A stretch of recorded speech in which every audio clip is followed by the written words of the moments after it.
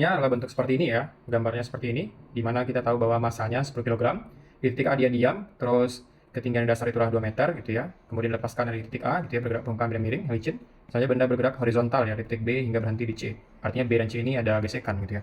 Permukaan bidang datar memiliki koefisien gesek 0,25, maka panjang lintasan BC itu berapa? Pertama kita bisa hitung ya, berapa kecepatan di titik B menggunakan hukum Kali energi ya, di titik A dan juga di titik B. Atau bisa kita dapatkan seperti ini, di mana EM A itu sama dengan EMB gitu ya. Karena disampaikan bahwa dia dalam keadaan diam awalnya, maka di titik A hanya ada energi potensial A gitu ya. Itu sama dengan di titik B dia hanya punya kecepatan ya. Artinya di sini tidak punya energi potensial, maka di titik B dia ada EKB gitu ya. Sehingga di sini kita bisa dapatkan bahwa MGHA sama dengan setengah M VB kuadrat gitu ya. Atau di sini kita bisa dapatkan bahwa nilai dari kecepatan titik B gitu ya, VB kuadrat sama dengan 2G HA, atau VB-nya aja itu sama dengan akar 2G HA ya. Itu adalah kecepatan di titik B. Dan berikutnya bisa kita substitusikan ya nilainya ya. Di mana di sini kita bisa dapatkan akar 2 kali 9,8 terus kali HA-nya dalam hal ini adalah 2 meter ya. Maka kita bisa dapatkan nilai akar 9,8 dikali dengan 4 itu adalah 39,2 gitu ya. Dan ini nilainya adalah 6,261 ya meter per second. Artinya pada titik B dan C kita bisa gunakan teorema usaha energi ya, atau usaha gesek sama dengan perubahan energi kinetik ya. Maka WF itu sama dengan delta EK ya.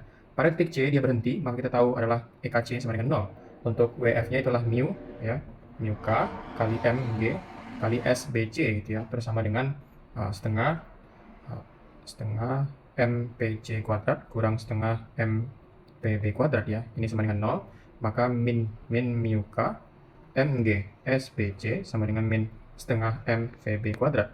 Dan bisa kita eliminasi min juga, sehingga kita bisa dapatkan SBC itu gitu ya, sama dengan V kuadrat ya, VB kuadrat bagi dengan 2 mu G ya, mu KG gitu ya.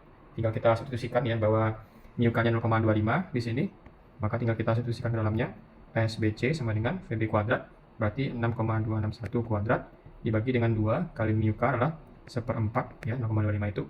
Terus dikali dengan 9,8 ya, jadinya 2, sehingga kita bisa dapatkan adalah 39,2 dibagi dengan 4,9 itu sama dengan 8 meter. Artinya panjang lintasan BC ya, dari B ke C itu adalah 8 meter. Ya, sebuah benda bermassa 8 kg berada dalam keadaan diam, kemudian tiba-tiba meledak dan terpecah menjadi 3 bagian ya. Masing-masing bermassa 4 kg, 2 kg, dan 2 kg. Setelah ledakan, kedua massa 2 kg saling bergerak dengan kelajuan yang sama dan membentuk sudut 120 derajat terhadap satu sama lain. Jika energi kinetik total ketiga pecahan adalah 640 Joule, maka besar momentum linear untuk massa 4 kg adalah. Pertama, kita bisa dapatkan di sini ya bahwa kecepatan massa 2 kg ya, dalam hal ini dia punya kecepatan yang sama ya, artinya V2 sama dengan V3 dan kita misalkan dengan V aksen ya. Sementara sudut yang dibentuk dari P2 ya, P2 dan P3 itu adalah 120 derajat. Nah, di awal ya kita bisa gunakan kekalan momentum ya, di mana P awal itu sama dengan P aksen ya. P awal kan itu sama dengan 0 karena dia dalam keadaan diam. P aksennya adalah M1 V1 ditambah M2 V2 gitu ya, ditambah dengan M3 V3. Nah, resultan momentum dari M2 dan M3 itu sama dengan magnetudnya gitu ya. Maka kita bisa dapatkan di sini P23 itu sama dengan P2 ditambah P3 gitu ya. Dan karena P2 ya, karena P2 dan P3 itu sama dengan P3 gitu ya. Dan itu sama dengan M2 P aksen misalkan, dengan sudutnya adalah 120 derajat. Nah, berikutnya kita bisa mencari berapa magnitud dari P23 ini gitu ya. Mana P23 itu sama dengan ya M2 P aksen kuadrat terus ditambah dengan M3 P aksen kuadrat terus ditambah dengan 2 M2 P aksen terus M3 P aksen kali dengan cos theta-nya gitu ya, cos 120 derajat. Nah, berikutnya kita bisa dapatkan di sini ya, nilai dari ini itu sama dengan 2 P aksen kuadrat gitu ya, ditambah dengan 2 P aksen kuadrat karena masanya itu adalah 2 kg. Sebentar kita coba hapus ini dulu. Maka kita bisa dapatkan 2 P aksen kuadrat ditambah dengan 2 kali 2 P aksen terus dikali dengan 2 P aksen, dan cos 120 itu adalah min 1/2 gitu ya. Sehingga di sini kita bisa dapatkan nilainya adalah 4 P aksen kuadrat, terus ditambah dengan 4 P aksen kuadrat, terus bagian ini ya bisa kita coret, jadinya min kali 4 ya, min 4 P aksen kuadrat, dan kita bisa dapatkan nilainya habis sama dengan 4 P aksen kuadrat ya. Nah, sehingga gitu ya, P2 besar magnitudnya saja itu sama dengan akar ini ya. Akar dari 4 P aksen kuadrat, dan itu sama dengan 2 P aksen. Itu adalah resultan momentumnya gitu ya. Nah, arah momentum resultan M2 dan M3 akan membagi dua sudut ya, dari 120 derajat tersebut, di mana 60 derajat dari masing-masing vektor ya. Nah, berikutnya, agar momentum totalnya 0, maka momentum massa M1 harus berlawanan arah dengan resultan momentum M2 gitu ya. Dan magnitudnya harus sama gitu ya, sehingga kita bisa dapatkan di sini M1 V1 itu sama dengan magnitud P23, dan itu sama dengan 2 P aksen.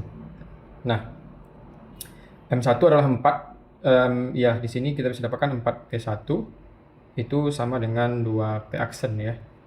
Nah, sehingga kita bisa dapatkan di sini dibagi 2, ini habis P aksen itu sama dengan 2 P1 ya. Nah, itu adalah hubungannya. Berikutnya kita bisa menggunakan energi kinetik total ya, di mana EK total, EK tot itu sama dengan setengah M1 V1 kuadrat ditambah dengan setengah M2 P aksen kuadrat gitu ya, terus ditambah dengan setengah M3 P aksen kuadrat, karena dia punya kecepatan yang sama ya. Berikutnya ketika kita masukin massanya gitu ya, di sini kita bisa dapatkan setengah massa M1 adalah 4 kg, berarti 4 P1 kuadrat ditambah setengah M2-nya adalah 2 P aksen kuadrat ditambah setengah 2 P aksen kuadrat. Ini habisnya 2, ini habis ya. Sehingga kita bisa dapatkan sini 2 P1 kuadrat gitu ya, ditambah dengan P aksen kuadrat, terus ditambah dengan P aksen kuadrat. Sehingga bentuk ini menjadi 2 P1 kuadrat ditambah dengan 2 P aksen kuadrat. Nah, kita tahu bahwa P aksen itu kan 2 P1 ya, sehingga kita bisa ganti P aksen itu dengan 2 P1 ya. Maka kita bisa dapatkan sini 2 P1 kuadrat ditambah dengan 2 kali 2 P1 gitu ya, terus dikuadratkan sehingga menjadi 2 P1 kuadrat ditambah dengan 2 kali 4 P1 kuadrat ya. Dan kita bisa dapatkan EK totalnya tersebut gitu ya, 2 P1 kuadrat ditambah dengan 2 kali 4 itu adalah 8, maka kita bisa dapatkan 8 P1 kuadrat, dan ini sama dengan 10 P1 kuadrat. Nah, karena diketahui bahwa EK totalnya itu adalah 640 ya, terus P1 kuadrat itu adalah 64 ya, sehingga P1 itu sama dengan 8 meter per second gitu ya. Nah, kita bisa dapatkan momentum linier ya untuk massa 4 kg atau P1, maka P1 sama dengan M1 kali V1 ya, dan itu sama dengan 4 dikali dengan 8, dan itu sama dengan 32 kg meter per second. Itulah momentumnya. Berikutnya, seorang pria dengan berat 60 Newton berada dalam lift yang sedang bergerak vertikal ke atas dengan percepatan 3,27 meter per second kuadrat. Pada saat tertentu, lift memiliki kecepatan sebesar 15 meter per second. Pria tersebut menaiki tangga vertikal di dalam seat dengan kecepatan 1,5 meter per second relatif terhadap lift. Laju pengeluaran energi pria tersebut adalah. Pertama, kita bisa hitung berapa gaya normal dari pria tersebut ya. Misalkan kita punya suatu lift, di dalamnya ada orang gitu ya. Dia punya gaya normal ke atas, ini ada gaya berat, masalah gravitasi. Berikutnya, sigma F sama dengan M kali A. Maka kita bisa dapatkan di sini N gitu ya. Di sini kita bisa dapatkan N kurang mg sama dengan M kali A, atau N itu sama dengan mg ditambah ma gitu ya, atau N sama dengan mg ditambah dengan A gitu ya. Gaya beratnya adalah 60 Newton, seharusnya kita bisa dapatkan bahwa massanya itu adalah 60 dibagi gravitasi adalah 9,8 ya. Maka kita bisa dapatkan bentuk ini adalah 6,122 gitu ya. Terus gravitasi 9,8 ditambah dengan percepatannya adalah 3,27. Sehingga kita bisa dapatkan di sini 6,122 dikali dengan 13,07 ya meter per second kuadrat. Berikutnya kita bisa dapatkan ya hasil perkalian 6,122 kali 13,07 itu nilainya N mendekatinya adalah 80,002 Newton gitu ya. Nah, inilah gaya yang menopang pria tersebut ya, dan kita tahu untuk mencari laju pengeluaran energi, sehingga kita harus cari dulu berapa kecepatan absolut dari pria tersebut ya, di mana kecepatan absolutnya itu sama dengan kecepatan lift ditambah dengan kecepatan pria terhadap rel ya, relatif terhadap rel. Maksudnya kecepatan yang relatif ya, sehingga kita dapatkan 15 ditambah dengan 1,5 meter per second, sehingga kita bisa dapatkan kecepatan absolutnya 16,5 meter per second. Nah, untuk menghitung ya laju pengeluaran energi, atau dalam hal ini adalah daya, kita bisa menggunakan P sama dengan gaya dikali kecepatan ya. Nah, gaya normalnya adalah 80,02 dikali dengan kecepatannya adalah 16,5, sehingga daya itu bisa kita dapatkan adalah 1320,33 Joule per second ya. Sehingga kalau misalkan satu angka di belakang koma, maka daya itu adalah 13,2. Maksudnya, kita coba hapus dulu ini. Daya tersebut adalah 1320,3 Joule per second. Ya, sebuah peluru A ditembakkan vertikal ke atas dengan kecepatan 50 meter per second. 4 second kemudian, peluru B ditembakkan dari tempat yang sama. Sedemikian sehingga peluru B mengenai peluru A ketika peluru A berada pada ketinggian maksimum. Kecepatan peluru B saat mengenai peluru A sama dengan. Pertama, kita bisa tahu bahwa kecepatan awal dari peluru A itu adalah 50 meter per second.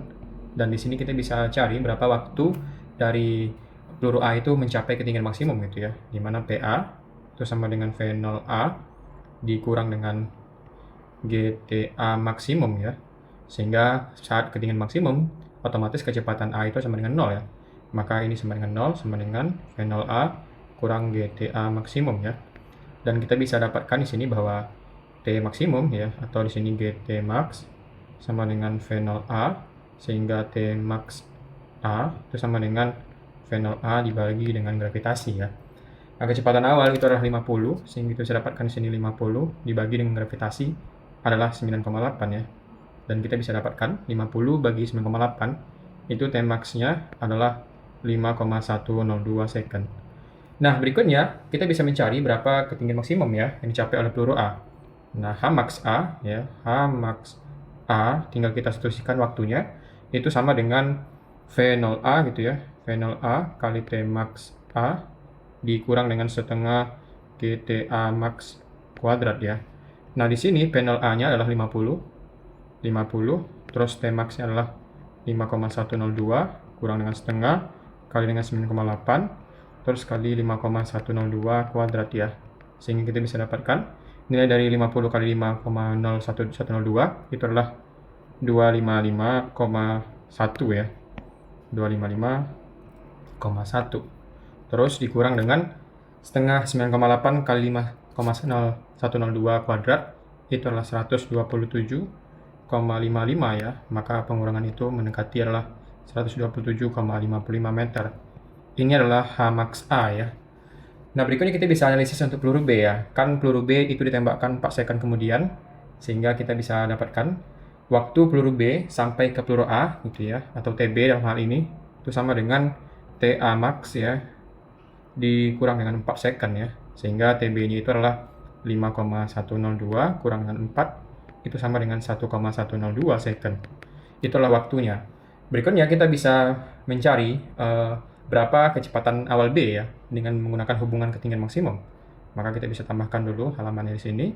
Kita bisa dapatkan di sini bahwa H max gitu ya, itu sama dengan V0B kali TB gitu ya, kurang setengah G TB kuadrat.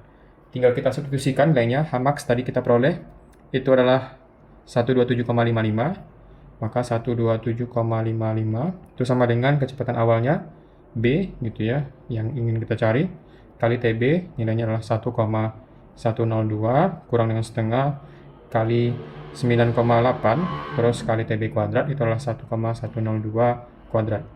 Nah, berikutnya kita bisa dapatkan di sini 127 ya, 0,55 itu sama dengan V0B kali 1,102, maka kita bisa tuliskan 1,102 V0B kurang dengan 9,8 kali bagi 2 itu kan 4,9 kali dengan 1,102 kuadrat, bisa kita dapatkan adalah 5,95 ya. Nah, berikutnya kalau kita pengen cari berapa nilai dari panel B, sehingga kita bisa dapatkan di sini, ini pindahkan ke kiri ya, maka kita dapatkan 127,55 ditambah dengan 5,95 itu sama dengan 1,102 V0B. Atau V0B itu sama dengan 127,55. Nah, kita bisa langsung menjumlahkan ya. 127,55 ditambah dengan 5,95 itu sama dengan 100 itu sama dengan 133,5 gitu ya. Terus dibagi dengan 1,102 sehingga kita dapatkan V0B itu adalah 121,14 meter per second. Nah, kecepatan peluru B saat mengenai A gitu ya, bisa kita dapatkan dengan VB sama dengan V0B kurang dengan GTB. Sehingga V0B-nya adalah 121,14 dikurang dengan G-nya adalah 9,8 kali TB-nya adalah 1,102. Kita bisa dapatkan nilainya adalah 121,14 ya, dikurang dengan 10,7996. Dan nilainya itu ya, pengurangan itu mendekati 110,34 meter per second. Nah, untuk pembulatan satu angka kita bisa dapatkan VB itu adalah 110,3 meter per second. Ya, kita punya sebuah batang dengan massa 4M tergantung pada dua pegas masing-masing dengan K, 3K, dan 2K seperti pada gambar. Seperti ini ya. Selama gerakan osilasi vertikal sistem pegas dan batang. Batang selalu dalam posisi horizontal, abaikan massa tali dan katrol. Jika kecepatan sudut osilasi omega dapat tuliskan sebagai bentuk seperti ini, maka nilai dari alfa itu berapa? Pertama kita ingin mencari konstanta ekuivalen ya. Karena dalam kasus ini pegas-pegas tersebut kan bekerja secara paralel ya. Maka kita bisa tahu bahwa K ekuivalennya itu sama dengan K1 ditambah dengan K2, di mana K1-nya adalah 3K ditambah dengan 2K itu sama dengan 5K. Itu adalah K ekuivalennya. Berikutnya kita bisa menentukan frekuensi sudut osilasinya gitu ya. Di mana di sini untuk mencari frekuensi itu omega sama dengan akar K ekuivalen bagi dengan massa ya. Dan di sini kita bisa kuadratkan, kita dapatkan omega kuadrat sama dengan K ekuivalen bagi dengan M. Dan kita bisa substitusikan bahwa K ekuivalennya adalah 5K dan juga massanya adalah 4M, maka kita dapatkan omega kuadrat sama dengan 5K per 4M ya, 4M. Nah, berikutnya kita bisa dapatkan persamaan itu adalah omega kuadrat ya kurang dengan 5K per 4M sama dengan 0. Berikutnya kita bisa lihat ya bentuknya ini kan sama dengan omega kuadrat kurang alfa K per M sama dengan 0. Sehingga di sini kita bisa tahu bahwa nilai dari alfa tersebut itu adalah 5 per 4 ya. Nah, 5 per 4 ini nilainya sama dengan 1,25 ya. Dan kita bisa tuliskan dengan satu angka belakang koma, maka alfa itu sama dengan 1,3 ya.